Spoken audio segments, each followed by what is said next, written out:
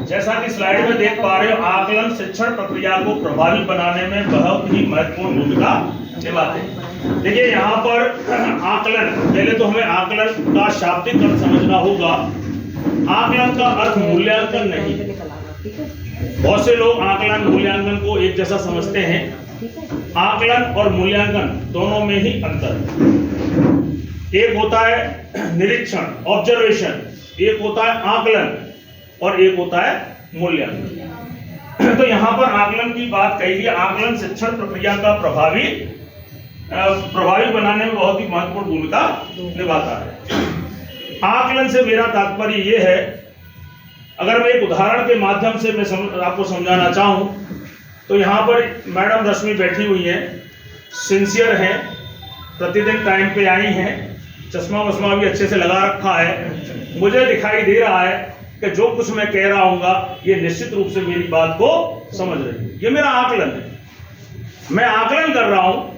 आप में से सभी में से मुझे सबसे सिंसियर ये दिखाई दी, तो मैं ये सोच रहा हूँ कि मैंने जो भी कंटेंट दिया होगा आपने बहुत ही अच्छी तरीके से समझा होगा। लेकिन इसकी कोई गारंटी है क्या? आकलन, अनुमान लगाना। मुझे लग रहा है कि इनका काम बढ़िया है, या ये बच्चा मेरी बात को अच्छी तरीके से सुन रहा है। मुझे लग रहा है, मैं आकलन कर रहा हूं कि ये लड़का सही चल रहा है। लेकिन यह वो सही चल रहा हो यह जरूरी नहीं। दूसरी बात, मैंने एक कंटेंट अच्छी तरीके से जोड़ सिखा दिया। 20 बच्चों में से केवल 5 बच्चे कर पाए। अगर मैं आकलन नहीं करता या एक टेस्ट पेपर देने के बाद उसका मूल्यांकन नहीं करता तो शायद मैं यह समझता रहता कि मैंने बच्चों को जोड़ बहुत ही अच्छी तरीके से समझाया।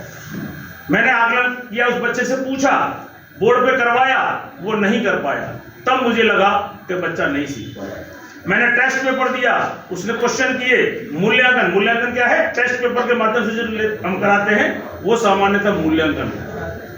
हाँ, लेकिन एक बात ध्यान रखिए, बच्चे का या किसी का भी असेसमेंट या मूल्यांकन 100% कर पाना संभव नहीं है।